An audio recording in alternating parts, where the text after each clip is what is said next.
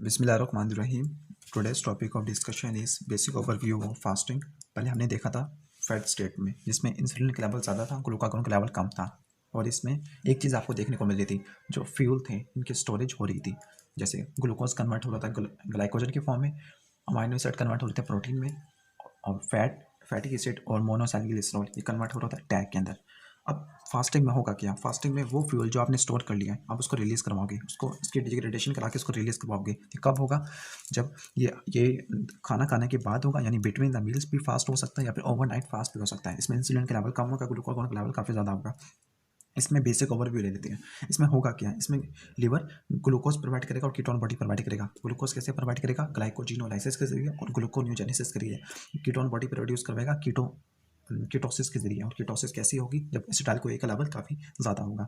फिर लिवर क्या करेगा? लिवर ब्लड ग्लूकोज लेवल को मेंटेन करने की कोशिश करेगा। कैसे? ग्लाइकोजिनोलाइसिस के जरिए और ग्लूकोनियोजेनेसिस के जरिए। और कीटोन बॉडी कैसे प्रोड्यूस करेगा? मैंने आपको बताया था फैटी एसिड की मोबिलाइजेशन हुई थी, जो फैटी एसिड ड्राइव हो गए एडिपोज टिश्यू में, वहाँ पे लाइपोलाइसिस हुई तो बने फैटी एसिड। फैटी एसिड की बीटा ऑक्सीडेशन हुई, एसिटाइल को हुई। एसिटाइल को हुई कीटोन बॉडी बनाने के लिए इस्तेमाल हो जाएगा। हाइपोग्लाइसीमिया का मतलब क्या होता है? हाइपोग्लाइसीमिया का मतलब होता है ब्लड शुगर लेवल काफ़ी ज़्यादा कम हो जाना। नॉर्मल ब्लड शुगर लेवल कितना होता है? 80 से लेकर 100 मिलीग्राम पर डेसीलीटर इतना होता है नॉर्मल ब्लड शुगर लेवल। अगर इससे कम हो जाए तो उसको बोलते हैं हाइपरग्लाइसीमिया। हाइपोग्लाइसीमिया, हाइपर का मतलब होता है ब्लड ग्लूकोज लेवल काफ़ी ज़्यादा हो जाना। तो ये तो उसने डेफिनेशन बता दी। जो एडिपोज टिश्यू, यहाँ तक तो बात हुई ग्लूकोज के मेटाबॉलिज्म की। इसके बाद देख लेते हैं adipose tissue. Adipose tissue release करते हैं फैटी एसिड और ग्लिसरॉल। मैंने कैसे बताया था? मैंने कहा था टैग की लाइपोलाइसिस होती है तो प्रोड्यूस होता है फैटी एसिड और ग्लिसरॉल। फिर जो फैटी एसिड होगा, फैटी एसिड की ऑक्सीडेशन होती है किसके अंदर? कार्बन डाइऑक्साइड के अंदर और वाटर के अंदर। तो फैटी एसिड के ऑक्सीडेशन में को बोलते हैं बीटा ऑक्सीडेशन। एनर्जी मिलती है और एसिटाइल कोए मिलती है। कुछ एसिटाइल कोए तो एनर्जी देने के लिए काम आ जाएगी, और बाकी जो एसिटाइल कोए होगी लिवर के अंदर स्पेसिफिकली वो कीटोन बॉडी को बनाने के लिए इस्तेमाल हो जाएगी। जो ग्लिसरॉल पोर्शन था टैग का, वो इस्तेमाल होगा ग्लूकोनियोजेनेसिस के लिए, वो भी लिवर के अंदर होगा और किडनी के अंदर भी। एक कंडीशन है जिसका नाम है हाइपरलिपिडीमिया या फिर डिसलिपिडीमिया। इसका मतलब होता है elevated blood lipid level. Blood lipid level elevate हो, वो भी एबनॉर्मली, पैथोलॉजिकली। नॉर्मली जो टैग का लेवल होता है वो 150 मिलीग्राम पर डेसीलीटर से कम होता है और 200 मिलीग्राम पर डेसीलीटर कोलेस्ट्रॉल के लिए। लेकिन अगर टैग 150 से ज़्यादा हो जाए या कोलेस्ट्रॉल 200 मिलीग्राम पर डेसीलीटर से ज़्यादा हो जाए तो इस कंडीशन को बोलते हैं हाइपरलिपिडीमिया या फिर डिसलिपिडीमिया। जो मसल होता है, मसल अमाइनो एसिड को रिलीज करता है। जो अमाइनो एसिड के कार्बन स्केलेटन होते हैं, अमाइनो एसिड के कार्बन स्केलेटन होते हैं, वो इस्तेमाल होते हैं लीवर के लिए, यानी लीवर इस्तेमाल करेगा ग्लूकोनियोजेनेसिस के लिए। और जो नाइट्रोजन आइटम होगी वो यूरिया के अंदर कन्वर्ट हो जाएगी यूरिया साइकिल के जरिए। यानी नाइट्रोजन आइटम पहले बनाएंगे अमोनिया, अमोनिया बनाएगा यूरिया। तो यहाँ पर उन्होंने 3 चीज़ों को बताया। पहले ग्लूकोज का मेटाबॉलिज्म बताया, फिर इसके बाद बताया उन्होंने फैटी एसिड का, इसके बाद यानी लिपिड का बताया, इसके बाद उन्होंने प्रोटीन का बताया। दोबारा से बता रहा तो ग्लूकोज का ग्लूकोनियोजेनेसिस होगी और ग्लाइकोजिनोलाइसिस होगी, जिसका वजह से ब्लड ग्लूकोज लेवल को मेंटेन करना होगा। फैट के मेटाबॉलिज्म में लाइपोलाइसिस होगी, फैटी एसिड मिलेगी और बनेगा ग्लिसरॉल। ग्लिसरॉल और फैटी एसिड दोनों लीवर के पास रहेंगे। ग्लिसरॉल ग्लूकोनियोजेनेसिस के लिए, फ्री फैटी एसिड ये जाएगा beta oxidation, acetyl CoA produce होगा। एसिटाइल कोए से कुछ एसिटाइल कोए तो एनर्जी के लिए इस्तेमाल हो जाएगा, बाकी एसिटाइल कोए कीटोन बॉडी को बनाने के लिए इस्तेमाल हो जाएगा। बाकी जो प्रोटीन्स थी, प्रोटीन यानी प्रोटियोलाइसिस होगी, अमाइनो एसिड बनेंगे। स्पेसिफिकली मसल के प्रोटीन की प्रोटियोलाइसिस होती है। अमाइनो एसिड के कार्बन स्केलेटन और अमाइनो ग्रुप इस्तेमाल होता है यूरिया में कन्वर्ट होने के लिए, क्योंकि अमाइनो ग्रुप से बनता है नाइट्रोजन आइटम, नाइट्रोजन आइटम से बनता है अमोनिया, अमोनिया कन्वर्ट होता है यूरिया में यूरिया साइकिल के जरिए। जबकि कार्बन स्केलेटन होते हैं अमाइनो एसिड के, वो ग्लूकोनियोजेनेसिस के अंदर पार्टिसिपेट करते हैं। अब हम यहाँ पे देख लेते हैं पूरा मेटाबॉलिज्म फैट स्टेट में, या फैट स्टेट को हम बेजल स्टेट भी बोल सकते हैं। बेजल स्टेट, और एक कब हो सकती है? एक खाना खाने के दरमियान में भी हो सकती है, और 12 आवर फास्ट यानी ओवरनाइट फास्ट। अब यहाँ पे देख लेते हैं लीवर ड्यूरिंग फास्टिंग के लीवर का फास्टिंग में क्या होता है। अब यहाँ पे देख लेते हैं हम जो फास्टिंग है, तो फास्टिंग में लीवर ग्लूकोज को प्रोड्यूस करा और कीटोन बॉडी को प्रोड्यूस कर रहा है। तो मैंने 2 चीज़ें बताई, ग्लूकोज की प्रोडक्शन और कीटोन बॉडी की प्रोडक्शन। ग्लूकोज की प्रोडक्शन और होती है ग्लूकोनियोजेनेसिस के जरिए और ग्लाइकोजिनोलाइसिस के जरिए। ग्लूकोज की प्रोडक्शन क्यों होगी? ताकि ब्लड ग्लूकोज के लेवल को मेंटेन करना, सीएनएस के लिए, दूसरे टिश्यू के लिए स्पेसिफिक ज़्यादा रिक्वायरमेंट होगी सीएनएस की। कीटोन बॉडी ये भी सीएनएस को एनर्जी प्रोवाइड करती है और दूसरे पेरिफेरल टिश्यू को भी। असल में जो कीटोन बॉडी है वो पेरिफेरल टिश्यू के लिए ज़्यादा इस्तेमाल होती है। क्यों? क्योंकि कीटोन बॉडी पेरिफेरल टिश्यू को मिलेगी तो वो ग्लूकोज को इस्तेमाल नहीं करेगी। तो आपको नजर आ रहा होगा यहाँ पे कीटोन बॉडी, तो कीटोन बॉडी मसल के पास रहेगी, मसल के को कीटोन बॉडी मिल जाएगी तो वो ग्लूकोज के ऊपर डिपेंडेंट नहीं होगा। इस तरह ग्लूकोज स्पेयर हो जाएगा, वो ग्लूकोज ब्रेन के लिए इस्तेमाल हो जाएगा। तो ठीक हो गया। तो आपको नजर आ रहा होगा ग्लूकोज, तो ग्लूकोज है वो ग्लूकोज ब्रेन में इस्तेमाल हो गया। इसके साथ यहाँ पे लैक्टेट की प्रोडक्शन होती है आरबीसी के अंदर। ठीक हो गया। अब हम यहाँ पे देख लेते हैं production of glucose by the liver, production of glucose के लीवर में अंदर ग्लूकोज कहाँ से प्रोड्यूस हो सकता है। लीवर का मेन फंक्शन होता है ब्लड ग्लूकोज लेवल को मेंटेन करना, और जो ग्लूकोज है वो कौन कौन से टिश्यू के लिए ज़्यादा इंपॉर्टेंट है, आरबीसी के अंदर और किसके लिए इंपॉर्टेंट है, ब्रेन के अंदर। ठीक हो गया, ब्रेन और आरबीसी, क्योंकि आरबीसी के पास एनारोबिक ग्लाइकोलाइसिस के अलावा और कोई एंजाइम होता ही नहीं है। तो लैक्टेट सॉरी ब्रेन और आरबीसी इन दोनों को चाहिए ग्लूकोज, और इन दोनों को ग्लूकोज प्रोवाइड करने के लिए लिवर क्या करेगा, ग्लूकोज लेवल को मेंटेन करेगा। और मेंटेन कराने के लिए ग्लूकोज की प्रोडक्शन दो मैकेनिज्म होती है, ग्लाइकोजिनोलाइसिस और ग्लूकोनियोजेनेसिस। ठीक हो गया। अब इनके टाइम को आपने मैच करना है।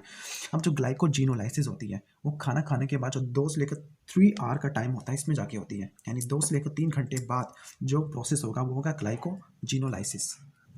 तो 2 से लेकर 3 घंटे बाद खाना खाने के बाद इस ड्यूरेशन में जो मैकेनिज्म होगा उसको बोलेंगे ग्लाइकोजिनोलाइसिस। इसके बाद ग्लाइकोजिनोलाइसिस यानी जो खत्म हो जाएगी 2 से लेकर 3 घंटे बाद, इसके बाद जो मैकेनिज्म होगा वो ग्लूकोनियोजेनेसिस होगा। ग्लूकोनियोजेनेसिस कब होती है, 4 से लेकर 6 घंटे बाद, यानी 4 से लेकर 6 आवर फास्टिंग के बाद जो मैकेनिज्म होगा उसको बोलेंगे ग्लूकोनियोजेनेसिस। ग्लाइकोजिनोलाइसिस होता है 2 से लेकर 3 आवर तक। ये बहुत इंपॉर्टेंट पॉइंट है, यानी फर्स्ट 2 से लेकर 3 आवर यहाँ पे होगा ग्लाइकोजिनोलाइसिस, और 4 से लेकर 6 आवर जो मैकेनिज्म स्टार्ट होगा उसको बोलेंगे ग्लूकोनियोजेनेसिस। ये ग्लूकोनियोजेनेसिस अमाइनो एसिड से प्रोड्यूस कराना और लैक्टेट से ग्लूकोज को प्रोड्यूस कराना, ग्लिसरॉल ये भी ग्लूकोनियोजेनेसिस के अंदर पार्टिसिपेट करता है। ठीक हो गया। और जो 24 से लेकर यानी 12 से लेकर 24 घंटे के बाद तमाम ग्लाइकोजन रिजर्व लीवर का खत्म हो जाता है, तो फिर जो मैकेनिज्म चलेगा 12 से लेकर 24 घंटे के फास्ट के बाद इसको बोलते हैं हम ग्लूकोनियोजेनेसिस। ग्लाइकोजिनोलाइसिस खत्म हो जाएगी, इसके बाद मजीद नहीं चलेगी क्योंकि ग्लाइकोजन खत्म हो गया है। ठीक हो गया, तो यह तो हो गया। अब जो कार्बन स्केलेटन होते हैं ग्लूकोनियोजेनेसिस के लिए वो कहाँ कहाँ से आ सकते हैं, ये तो आपको नजर आ रहा होगा। ग्लूको कुछ ऐसे अमाइनो एसिड होते हैं जो पायरुवेट बनाते हैं या फिर टीसी साइकिल के इंटरमीडिएट बनाते हैं, तो उनको बोलते हैं ग्लूकोनियोजेनिक अमाइनो एसिड। स्पेसिफिकली जो ज़्यादा इंपॉर्टेंट है वो है एलानिन, और एलानिन प्रोड्यूस होता है मसल की प्रोटीन की प्रोटियोलाइसिस की वजह से, तो एलानिन आएगा मसल से। दूसरा इंपॉर्टेंट सोर्स है वो लैक्टेट। लैक्टेट कहाँ से आता है, लैक्टेट आता है आरबीसी से। आरबीसी के अंदर एनारोबिक ग्लाइकोलाइसिस होती है तो वहाँ से प्रोड्यूस होता है लैक्टेट। तीसरा इंपॉर्टेंट सोर्स है वो है ग्लिसरॉल। हमने कहा था ग्लिसरॉल कहाँ से प्रोड्यूस होता है, ग्लिसरॉल प्रोड्यूस होता है एडिपोज टिश्यू के अंदर लाइपोलाइसिस के जरिए। ठीक हो गया, टैग टूटेगा तो फ्री फैटी एसिड बनेगा, और ग्लिसरॉल फ्री फैटी एसिड आगे एनर्जी देने के लिए इस्तेमाल हो जाएगा। ठीक हो गया, और ग्लिसरॉल ग्लूकोनियोजेनेसिस के लिए इस्तेमाल हो जाएगा। जो प्रोपियोनेट है ये भी इंपॉर्टेंट है, लेकिन ये रूमिनेंट के अंदर ज़्यादा इंपॉर्टेंट है। जो प्रोपियोनेट होता है ये फैटी एसिड, ऐसे फैटी एसिड जिसके अंदर odd number of carbon atom जैसे 9, 11, 13 जो ऑड चेन फैटी एसिड होते हैं इनके कैटाबॉलिज्म से जो प्रोड्यूस होता है उसको बोलते हैं प्रोपियोनेट, लेकिन ये बहुत माइनर है तो इसको हम इग्नोर कर सकते हैं। ये रूमिनेंट के अंदर ज़्यादा इंपॉर्टेंट होता है। तो ये तो बता दिया लीवर ड्यूरिंग फास्टिंग, ये तो ग्लूकोज की प्रोडक्शन बता दिया आपको मैंने डिटेल से। अब हम देख लेते हैं production of ketone body by the liver, के लीवर के अंदर कीटोन बॉडी की प्रोडक्शन होती है तो वो कैसी होगी और किन किन कंडीशन के अंदर होती है।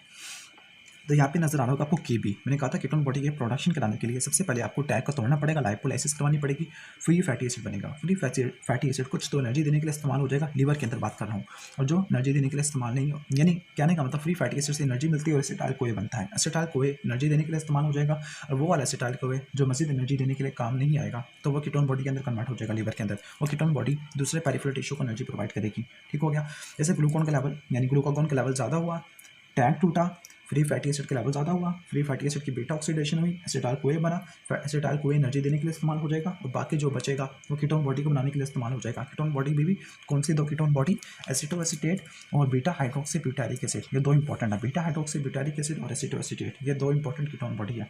लीवर कीटोन बॉडी को इस्तेमाल नहीं कर सकता क्योंकि लीवर के अंदर एंजाइम नहीं होता जो कीटोन बॉडी की यूटिलाइजेशन कराता है, उसका नाम है थायोफोरेस। तो ये एंजाइम नहीं होगा तो लीवर कीटोन बॉडी को इस्तेमाल नहीं कर सकता। तो यहाँ पे जो एंजाइम है थायोफोरेस लीवर के अंदर नहीं होता। जो कीटोन बॉडी होती है पेरिफेरल टिश्यू को स्पेसिफिकली मसल को एनर्जी प्रोवाइड करती है। ज़्यादा प्रोलॉन्ग फास्टिंग के अंदर ये ब्रेन को भी एनर्जी प्रोवाइड करेगी। अब यहाँ पर एक ही चीज़ रह गई है, नहीं अब हम देख लेते हैं एडिपोज टिश्यू का मेटाबॉलिज्म। लीवर का तो हो गया मेटाबॉलिज्म, अब रह गया एडिपोज टिश्यू का। जो एडिपोज टिश्यू हमने कहा था ग्लूकागोन का लेवल ज़्यादा हो गया, इंसुलिन का लेवल कम हो गया, तो फिर इसकी वजह से जो टैग रिजर्व्स थे उनकी मोबिलाइजेशन होगी, लाइपोलाइसिस होगी, फ्री फैटी एसिड बनेगा। फ्री फैटी एसिड लीवर के अंदर और पेरिफेरल टिश्यू के अंदर जाएगा, वहाँ पे एनर्जी प्रोवाइड करेगा और एसिटाइल कोए प्रोवाइड करेगा। ठीक हो गया, लीवर के अंदर एसिटाइल कोए कीटोन बॉडी को बनाने के लिए इस्तेमाल हो जाएगा। जो मसल होगा वो फ्री फैटी एसिड को ऑक्सीडाइज करेंगे बीटा ऑक्सीडेशन के जरिए ताकि एसिटाइल कोए बने और एनर्जी मिले टीसी साइकिल के जरिए। ठीक हो गया। अब है मसल ड्यूरिंग फास्टिंग। अब मसल्स का रह गया मेटाबॉलिज्म। जो मसल फास्टिंग में क्या करते हैं, जो मसल के पास बहुत सारी प्रोटीन का रिजर्व है, तो मसल की जो प्रोटीन है उनकी प्रोटियोलाइसिस होगी, वो टूटेगी मसल, तो मसल प्रोटीन की कैटाबॉलिज्म होगी, वहाँ से प्रोड्यूस होते हैं अमाइनो एसिड, और ऐसे अमाइनो एसिड जो ग्लूकोज को बनाने के लिए इस्तेमाल हो, स्पेसिफिकली जो पायरुवेट को बनाए या फिर TCA साइकिल के इंटरमीडिएट को बनाए, तो उसको बोलते हैं ग्लूकोन्यूजेनिक अमाइनो एसिड, ग्लूकोन्यूजेनिक अमाइनो एसिड। तो 2 ग्लूकोन्यूजेनिक अमाइनो एसिड है जो ट्रांसपोर्ट के लिए ज़्यादा इंपॉर्टेंट होते हैं, ठीक हो गया। तो वो है एलानिन और ग्लूटामिन, एलानिन और ग्लूटामिन, ठीक हो गया। तो मसल से जो अमाइनो एसिड रिलीज होते हैं वो एक है एलानिन और दूसरा होता है ग्लूटामिन, तो ये बहुत इंपॉर्टेंट है। लेकिन जो दूसरे टिश्यू है जैसे गट और किडनी, वो क्या करेगी, जैसे एलानिन तो चला गया किसके पास, लीवर के पास, लीवर के पास जाने के बाद वो ग्लूकोनियोजेनेसिस के अंदर पार्टिसिपेट करेगा, लेकिन जो ग्लूटामिन है वो जाएगा किडनी के पास और स्मॉल इंटेस्टाइन के पास, वो ग्लूटामिन के मेटाबॉलिज्म करेंगे। क्या कैसे ग्लूटामिन का मेटाबॉलिज्म करेंगे, मैं आपको यहाँ से दिखा देता हूँ। यस, सर ग्लूटामिन था, मैंने कहा था ग्लूटामिन कहाँ से प्रोड्यूस हुआ, catabolism of branch chain amino acid in skeletal muscle. तो ग्लूटामिन है वो किसके पास जा सकता है, इंटेस्टिनल के पास, एंटीरोसाइट के पास, किडनी के पास और लीवर के पास भी जा सकता है। लीवर तो उसको यूरिया साइकिल के अंदर कन्वर्ट करा देगा, उसको तो छोड़ देते हैं। जो इंटेस्टिनल एंटीरोसाइट होते हैं यानी गट के अंदर यानी ग्लूटामिन है उसको 2 में कन्वर्ट करा दीजिएगा, एलानिन के अंदर और सिट्रोलिन के अंदर। जो एलानिन होगा वो लीवर के पास होगा, लीवर इसको ग्लूकोन्यूजेनेसिस के अंदर पार्टिसिपेट करवा देगा। इसी तरह की इंटेस्टाइन के अंदर सिट्रोलिन बनेगा, वो सिट्रोलिन जाएगा किडनी के पास और किडनी इस सिट्रोलिन को यूज़ करेगा आर्जिनिन की सिंथेसिस के अंदर, ठीक हो गया, क्योंकि वहाँ पे आर्जिनेस एंजाइम नहीं होता तोड़ने के लिए। लीवर के अंदर हमने कहा था जो ग्लूटामिन होगा, ग्लूटामिन से टूटेगा, ग्लूटामिन डिहाइड्रोजिनेस से मज़ीद टूटेगा, प्रोड्यूस होगा अमोनिया, अमोनिया को कन्वर्ट करा देगा यूरिया के अंदर, इस मैकेनिज्म को बोलते हैं यूरिया साइकिल। तो डिग्रेडेशन ऑफ मसल प्रोटीन तो आपको मैंने बता दिया।